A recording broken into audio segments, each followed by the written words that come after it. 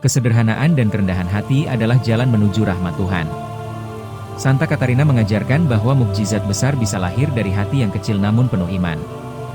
Zo Laboure. Nama kecil Katarina Laboure lahir di desa Vaines-les-Mautiers, Prancis pada tanggal 2 Mei 1806. Mula-mula ia bekerja sebagai pelayan, kemudian ia masuk biara suster-suster, putri kasih, dengan nama Katarina. Ia, seorang suster yang amat sederhana namun saleh, sangat rajin dan penuh pengabdian. Sepanjang hidupnya ia tidak pernah belajar membaca dan menulis. Beberapa hari setelah menjadi postulan di biara Rue de Bat, Paris, Bunda Maria menampakkan diri kepadanya. Pada tengah malam tanggal 18-19 Juli 1830, ia terjaga dari tidurnya karena suatu suara ajaib yang memanggilnya sebanyak 3 kali. Suster Laboure. Suster Laboure. Suster Laboure.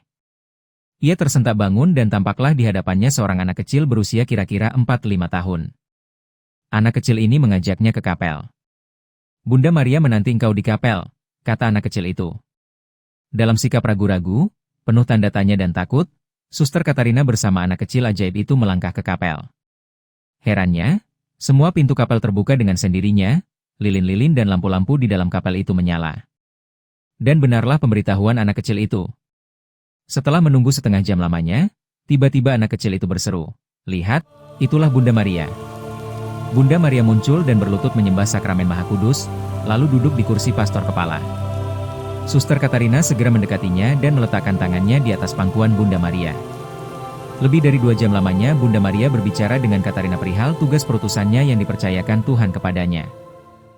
Pada tanggal 27 November 1830, jam setengah 6 malam, sekali lagi Bunda Maria menampakkan diri kepadanya dalam rupa sebuah gambar. Bunda Maria tampak sedang berdiri di atas bola bumi dengan berkas-berkas cahaya ajaib memancar dari tangannya. Bola bumi itu dikelilingi tulisan berikut, "Oh Maria yang dikandung tanpa noda dosa, doakanlah kami yang berlindung kepadamu."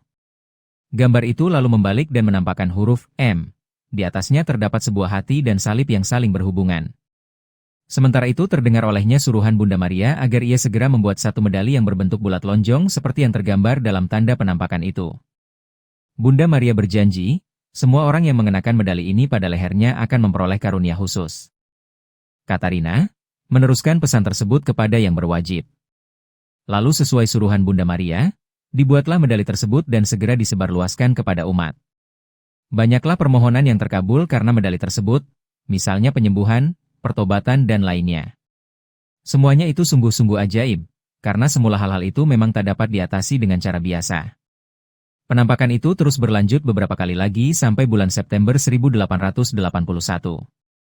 Kemudian Suster Katarina menceritakan penampakan-penampakan itu dengan jelas kepada Pastor Aladel, bapa pengakuannya. Setelah diselidiki dengan saksama, pastor itu mohon kepada Uskup Agung de Quelen di Paris untuk memberikan restu dan izin bagi pembuatan medali tersebut. Medali inilah yang sekarang lazim disebut medali wasiat. Kata wasiat tidak menunjuk kepada hasil yang diperoleh umat oleh karena memakai medali itu, melainkan menunjuk pada asal dan cara bagaimana medali itu terjadi. Katarina melanjutkan cara hidupnya dalam kesederhanaan dan kerendahan hati dengan melakukan tugasnya sebagai penjaga pintu dan tukang masak di biara Enghien Rewilly. Rahasia penampakan Bunda Maria yang dialaminya tidak diketahui oleh rekan-rekannya sebiara. 8 bulan sebelum kematiannya, barulah ia menceritakan beberapa penampakan yang dialaminya kepada Suster Duves, superiornya. Katarina Laboure meninggal dunia pada tanggal 31 Desember 1876 pada usia 70 tahun. Ia digelari Beata pada tahun 1933 dan dinyatakan sebagai Santa pada tahun 1947 oleh Paus Pius XII. Santa Katarina Laboure, doakanlah kami agar hidup sederhana, rendah hati, dan selalu percaya pada kasih Tuhan melalui Bunda Maria. Amin.